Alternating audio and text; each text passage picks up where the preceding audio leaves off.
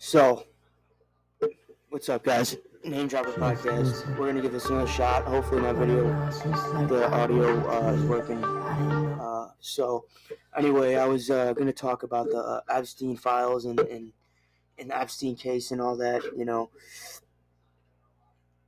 It's pretty interesting what's going on with it. It's been a long time since it's been discovered, and of Epstein Island and him getting killed in the jail or allegedly, you know, committing suicide. Make your own conclusion up on that. I think we know what happened. You know, they're saying that they released a bunch of the flight logs, a bunch of the names. They released them to the public.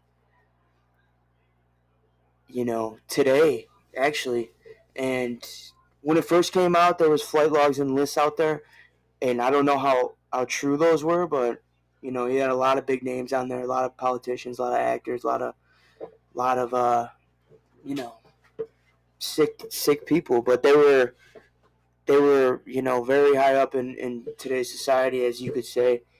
You know, some elite, as they call themselves, some actors, politicians, bankers, all types of very wealthy people, but they were going to this island and you know doing things with very underage kids. It's disgusting. I think the public needs to find out, and I trust this administration. I trust Trump. I trust the new FBI director, Cash Kapal, or whatever his name is, and I do. But do I do I think personally that it's going to come to light as far as Epstein's? I can't see it happening.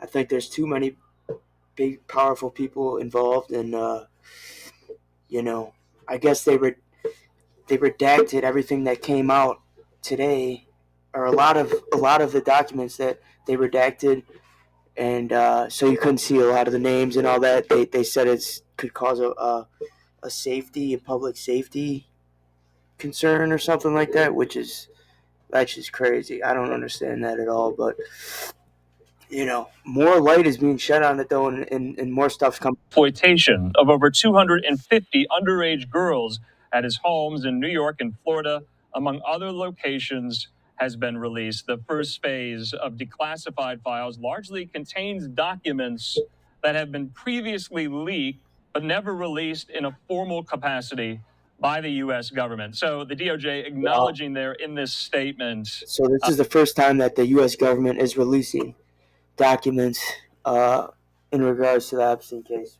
That's a big step in the right direction. I really do think that.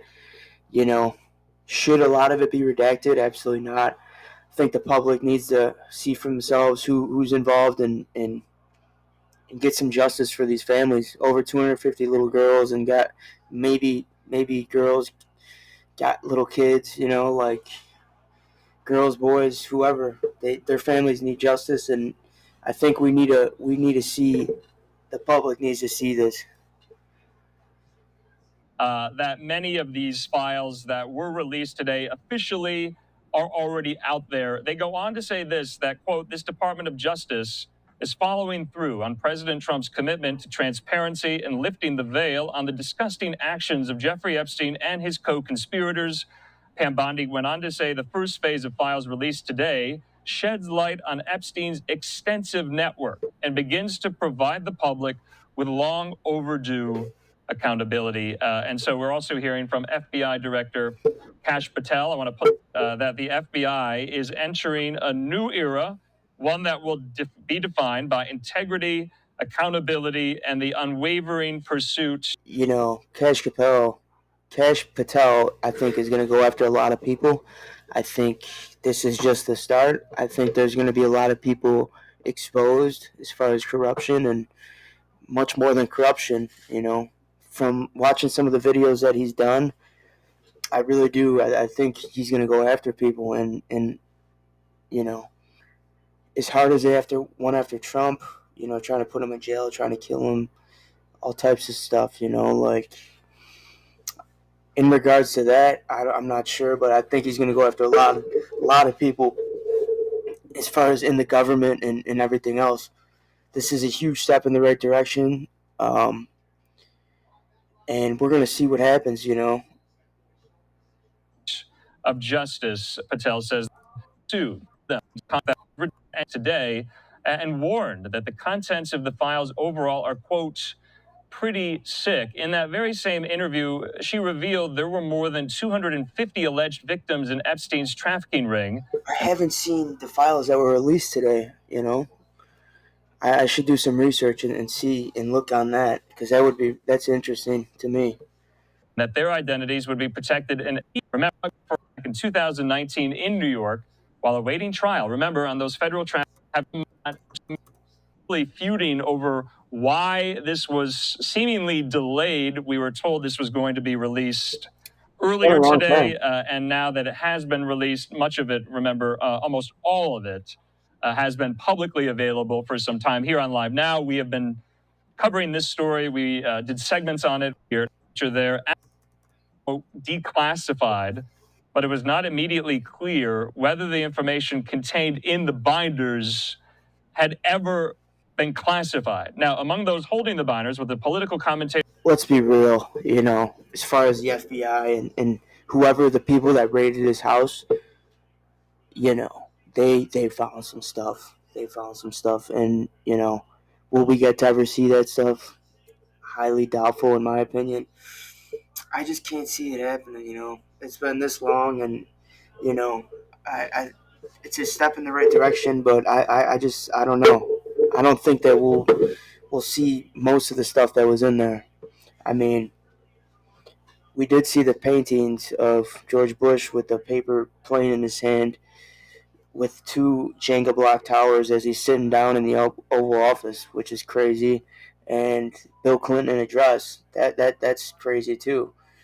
But as far as the documents and all that stuff goes, I mean, I just can't see it. Rogan O'Hanley online, he's known as DC Drano. And so some of these House GOP members, like Anna Paulina Luna, the Republican from Florida, said this online before this was released today. She says, I nor the task force were given or reviewed the Epstein documents being released today. She says a New York Post story just revealed the documents will simply be Epstein's phone book.